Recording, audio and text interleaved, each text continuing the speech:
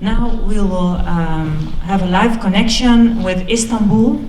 I will ask questions to the following guest. We're very happy that she's joining us. Emma Sinclair-Webb from Human Rights Watch in Turkey. She's there.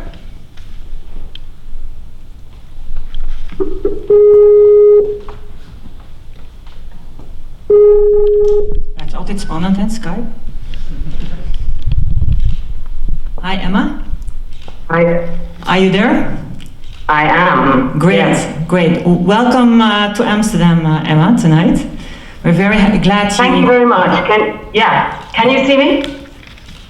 I see a picture of you. Okay. It's a lovely picture, so don't worry. I think maybe the technical staff will bring even a live as well. I see that the video is closed. Yeah, hold on. Okay, I'll go ahead. They will fix it meanwhile. Emma, can you tell us a little bit more about your work? What are you doing in Turkey exactly? Of course, we know you're very active for Human Rights Watch. Or maybe, what are the projects you have been very proud of working on and the results you brought about in the last couple of years? I'm just turning on. There we go. There we go. That works. That's now. Great. Yeah? Yes. So I ask you, could you first explain a little bit more about what you're doing now in Turkey and maybe concrete, in the last couple of years, what your results were, reports that were very important that you released from Human Rights Watch in Turkey? Well, over the last couple of years, we've been concentrating very strongly on reactive work, which means that we've been really responding to a series of crackdowns by the AKP government, which have kept us very busy and meant that it's been very difficult to plan long-term sort of research projects. What we've been reacting to over the last 2 years are exceptional changes in laws, and some of the practices we've seen on the video you just showed, the arrest of journalists, an unprecedented crackdown on the press and media freedom in Turkey. But also beyond that, a lot of restriction of social media and attempts to increase surveillance laws and to really mute the voices of critics. And what I mean by that is that we've seen increasing government dominance of the public space in Turkey to such an extent that very much oppositional voices are very much sounded out in this environment.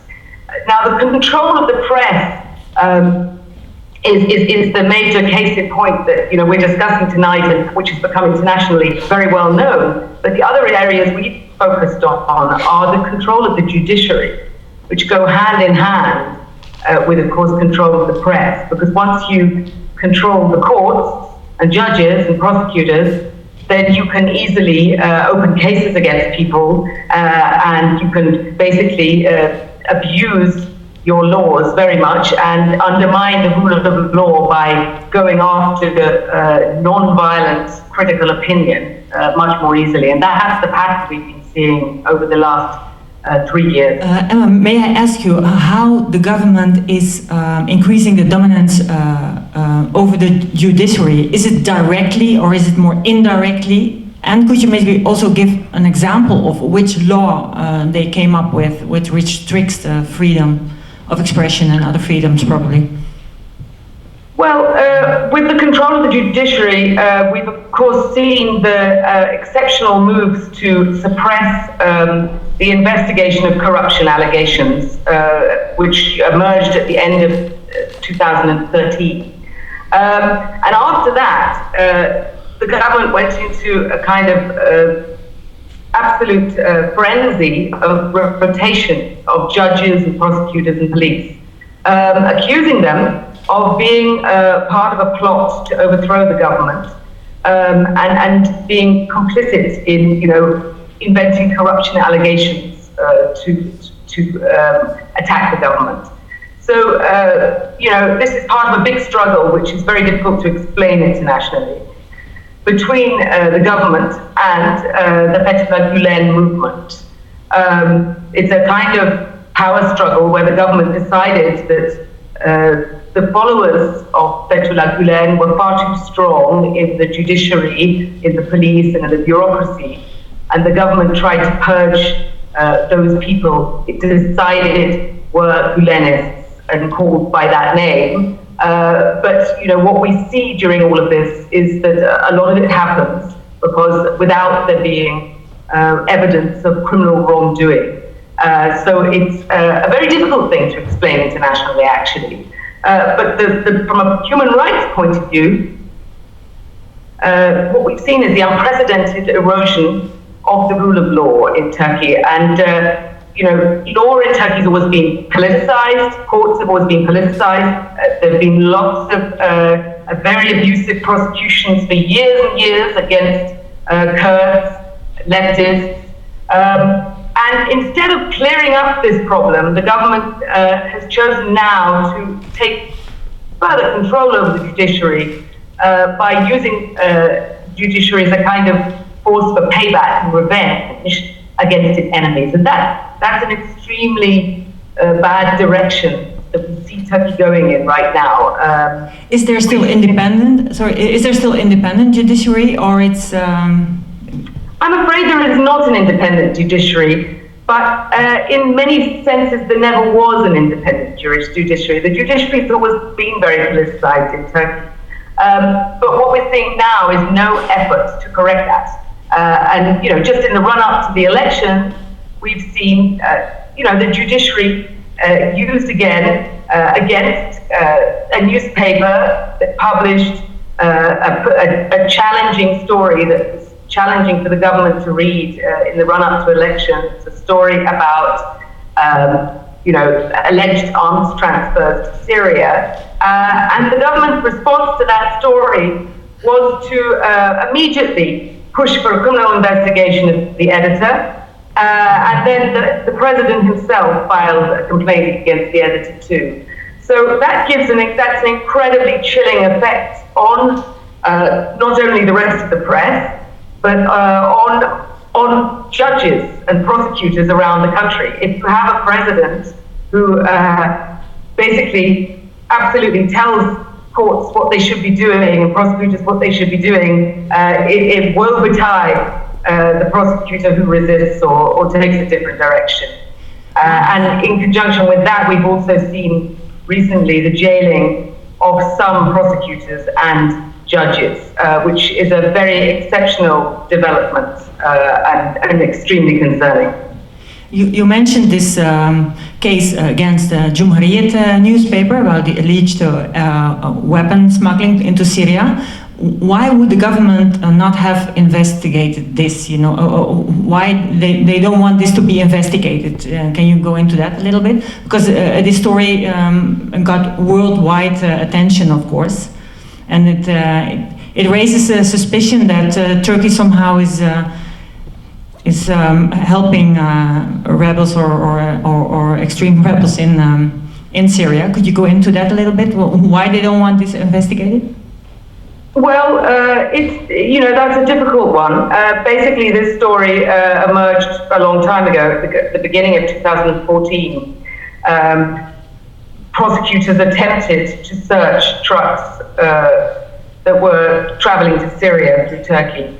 And they acted on tip-offs, and prosecutors have to do that. If they're told of a crime or a potential crime, they should investigate it by law. So when they tried to do that, they were actually halted and told not to investigate. But what they reported seeing in the trucks, nevertheless, was recorded, and they did see weapons in the trucks. Now, or they alleged they saw weapons in the trucks, I should say. The prosecutors were removed from their jobs, and more recently they've been imprisoned, these same prosecutors. Now, where the press came into this story was that the Cumhuriyet newspaper picked up the story and was able and published photographs showing weapons in trucks, which they alleged were the weapons in those trucks that the prosecutors had investigated and were penalized for. So the story raises, I think, for the Turkish public, great question marks about Turkey's role in the conflict in Syria. Turkey has always denied, the Turkish government has always denied that it's, involved in arming opposition groups, or at least if there's not a denial of that officially, there's been no parliamentary discussion of it and no parliamentary authority for such a decision. So I think this story raises a very serious issue of, when a government, governments need to be scrutinized. Journalists are here to scrutinize governments all around the world, and they should be able to ask critical questions and publish material that governments may not like, and they should be able to get away with that without being penalized for it. And in this case, these are very legitimate questions for the Turkish public to be interested in. What is Turkey's exact role in Syria? To what extent, who is it dealing with? How is it dealing with? Which groups is it dealing with? And now, as a human rights group, of course, I can't answer any of those questions about Turkey's actual involvement and whether these weapons were going to reach which rebel group and which radical group. That I can't say. But it raises very great questions. Cumhuriyet reporting raised great questions, which the Turkish public, of course, has an interest in knowing about.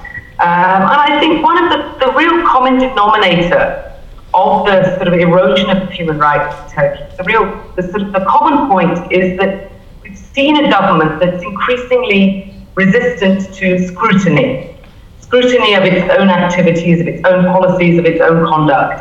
And that's what's the most concerning thing. Combine that with a crackdown on the judiciary, and you really start to reduce the checks and balances in the system that makes government accountable to the public, and that's the big concern in Turkey these days. Thank you. One last question I have now, and then I will ask the public if they have a question for you. I'm sure they have. Can you do still your work in Turkey? Because Human Rights Watch had to close its office in Egypt. They cannot do their work in Egypt anymore. But how is that for you? You have to be careful, of course. Everyone has to be careful. But can you still do your job the way you want to do it? Yes, absolutely. And, I would not compare Turkey with Egypt, nor would I compare Turkey directly with countries like Azerbaijan and Russia. I think, Turkey is still an extremely vibrant country. And, a lot of critical things are discussed in Turkey, despite the fact that the press is now under much greater sort of government control, and there are these punitive measures against journalists. I think we still see an extraordinarily vibrant society where many things are discussed, and social media is really very free, even though there are a lot of government attempts to sort of restrict content they don't like. That really is not very effective, because these days you can't really muzzle social media. Twitter and Facebook are used very widely in Turkey. Many things are discussed. And I think, there is still, a growing discussion of controversial subjects in Turkey. And in that sense, the activities of civil society, the lively discussion among different parties, and, among AKP supporters too, are all things for hope. The Turkish public, basically, I think in general, have high expectations of the future for Turkey, the country. It's not a country that's a closed country to the world. It's a country that's opened up very much. And I think in the longer term, there is much to be optimistic about in Turkey. Very young, a very dynamic population. And those things should not be underestimated. Which is why I come to the final point that, the European engagement with Turkey is essential. I think Turkey should never be left out in the cold. It shouldn't be written off. It's a very, very important country for an ally, for the European Union, for the US. It plays an extraordinarily important role as an interface between Europe and the Middle East, and particularly in view of the disastrous developments among the neighboring countries, the failed states bordering Turkey in the Middle East. You know, Turkey is an extraordinarily important country for Europe to engage with. And that's why, you know, focusing on Turkey's domestic human rights, domestic politics, is really essential. And that dialogue and interaction with Europe is a very old one. Of course, there are so many Turkish and Kurdish people living in Europe, in Germany, in Holland, and this is a relationship that will never end because of this deep connectedness. Thank you. Is there any question here in the audience? Yes? Where is my assistant?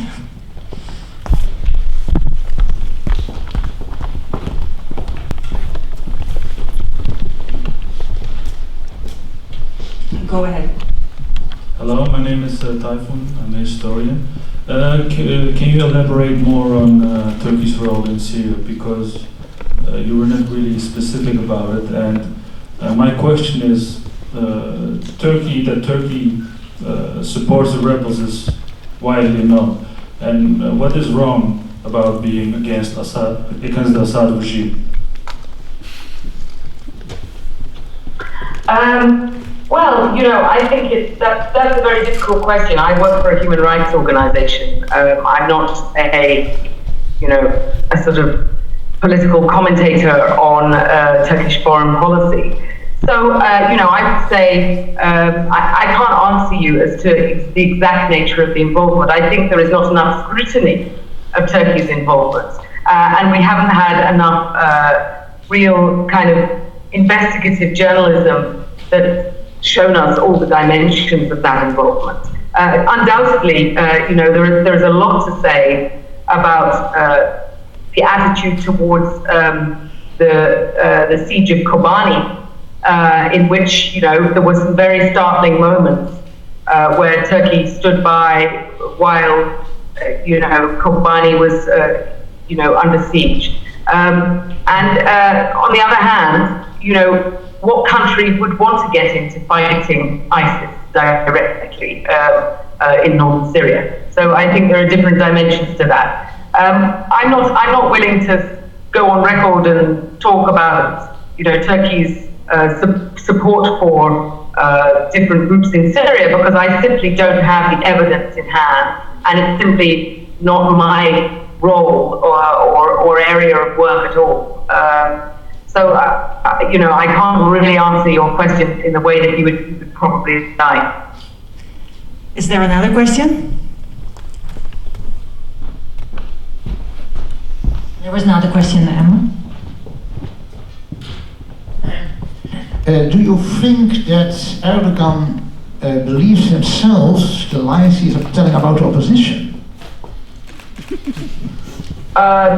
I think, in the run-up to an election, all political parties, say pretty nasty things about each other, especially in Turkey. I've seen lots of elections here, right? So that's one thing. So I don't know if it's a question of believing or not believing what you say about the opposition party. What I would say is that one, dangerous tendency of some of the things that the president has said is that he's suggested that attempts to basically get AKP votes, to get AKP voters to vote for different parties. He's suggested that attempt in itself is a kind of theft of the AKP vote. And I think that is a very dangerous kind of discourse, because that's almost like saying, we shouldn't be being challenged. But of course you should be challenged, because that's the rules of the game in a democracy. In an election, votes are for everyone to grab, and that's what the president suggests he's not very comfortable with, is the potential of this race to grab votes. So I don't think it's a question of whether people believe what they say about opposition candidates, but I do think there are real concerns in Turkey about how this election is going to go. There are a lot of public concerns about election rigging, which again, we're not an election monitoring body that can prove rigging or not prove it. But it is interesting that there is a high level of concern this time about whether people will stick to the rules, and that's worrying. But I would say the advantage of that is that there's a high level of consciousness now in Turkey about the idea of a fair election and the importance of a fair election. And of course, that in itself a kind of shows a huge sort of maturity of the population in Turkey that they care deeply about that. Is there another question? Last chance.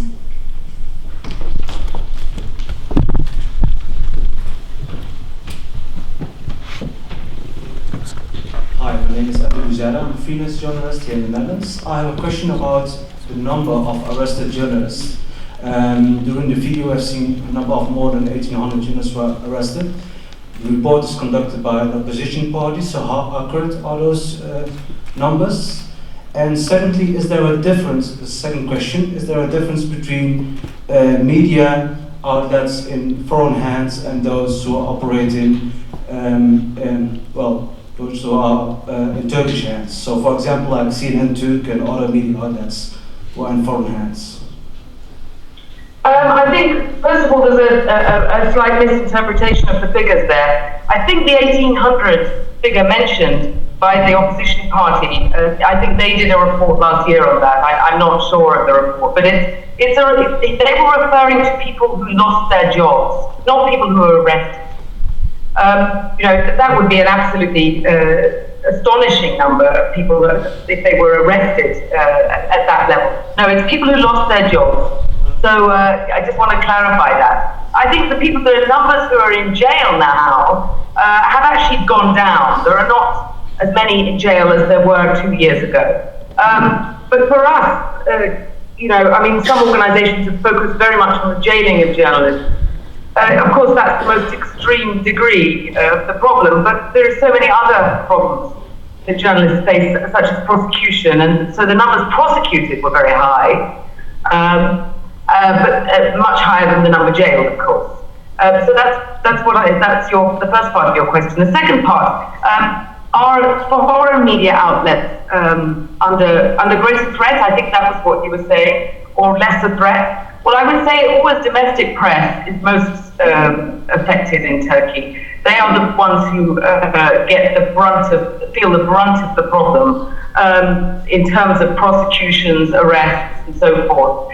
Journalists like Frederica Giddink, the Dutch journalist who was recently prosecuted and acquitted, are in a minority. You don't have many foreign journalists prosecuted in Turkey. That's quite rare. What you have against foreign journalists is rather kinds of smear campaigns, where you get politicians saying public things about them, which are very unpleasant and make life hard for them, but are not like prosecuting them.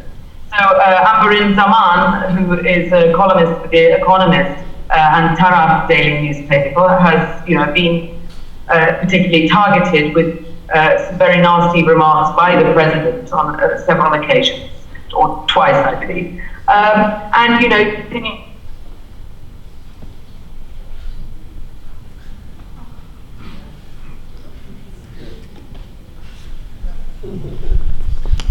We hadden het afscheid iets anders. Translate into kicking them out or preventing their activities.